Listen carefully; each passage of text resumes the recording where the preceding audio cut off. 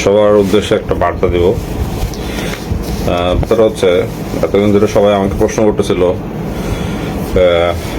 একটা প্রশ্নের বারবার সম্মুখীন হচ্ছিলাম যে আপনি এত হুঙ্কার দিয়েছিলেন, এত আওয়াজ করেছিলেন, এই করবেন, হ্যাং কারেঙ্গা ত্যান কারেঙ্গা, এখন কই আপনি চুপ হয়ে গেলেন কেন? আপনি বর্ষা চৌধুরীকে সাপোর্ট দিচ্ছেন, এই দিচ্ছেন, সেই দিচ্ছেন।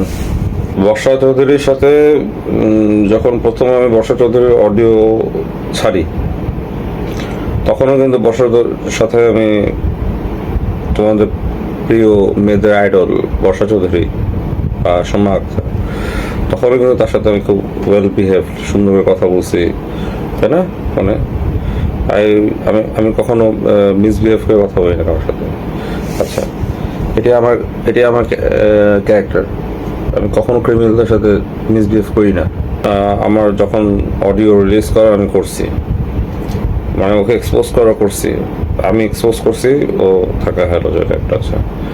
নাও দিস টাইম আমি বলতেছি, এরা তোমরা যারা ধারণা করে রাখছো যে আমি ওকে সাপোর্ট করি বা আমার যে বন্ধু বা বড় ভাই বলো তাই সাপোর্ট করে, দিস আর অল ফেক।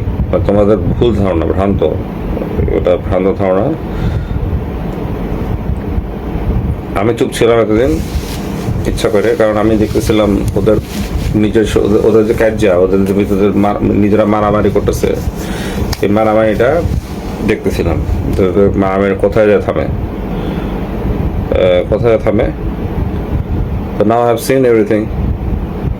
তো এখন বর্ষাকে বলবো, বর্ষা তোমাকে ল এনফোর্সমেন্ট ফেস করতে হবে, বিকজ তুমি পর্নোগ্রাফিক আইনে আন্ডারে ইনভেস্টিগেটেড এবং তুমি একদম ডিটেক্টেড হয়েছ, উইথ প্রুফ অ্যান্ড এভিডেন্স সহকারে ডিটেক্টেড হয়েছ। সো বর্ষা, তোমাকে কোর্ট ফেস করতে হবে, আইন ফেস করতে হবে, আইন আদালত ফেস করতে হবে। ফ্রম মাই কেস, এখানে কোনো মার্সি নেই।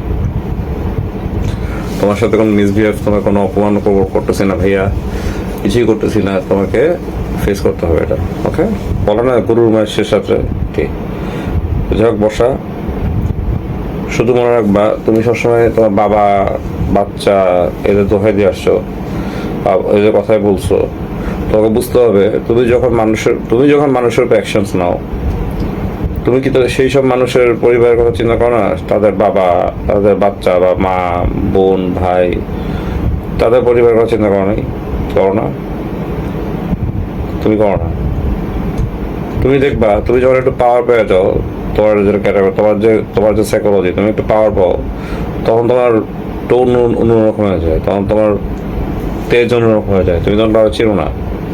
আবার যখন তুমি উইক হয়ে যাও, তখন তুমি কান্নাকাটি করে আল্লাহ বিল্লাহ করো, মানুষের কাছে মাফ চাও, হোয়াট এভার, তখন তুমি তোমার চেহারা চেনে তো ভীষণ লাগে না। সো এখন আমার কেসে এখানে কোনো শিং মাছের গল্পও নাই, এখানে ব্ল্যাক ম্যাজিকের গল্পও নাই। My case is my case, okay? আমার কাছে কোনো ছাড় নেই, ঠিক আছে? কারণ আমি যদি তোমাকে ছাড়ি, পুলিশ তোমাকে ছাড়বে না, আইন তোমাকে ছাড়বে না, রাষ্ট্রের কাছে তুমি একজন ক্রিমিনাল, টিভিরা তোমাকে ছাড়বে না। That's it. আমি যদি তোমাকে ছাড়ি, ওরা বলবে তোমার সাথে আমার কোনো আঘাত হয়েছে, ওর লেনদেন হয়েছে, আমাকে ওরা সন্দেহ করবে, right? That is a fact. So আমি আজকে যে বললাম, ডিক্লেয়ার করলাম, any time I will call you, তোমাকে আসতে হবে।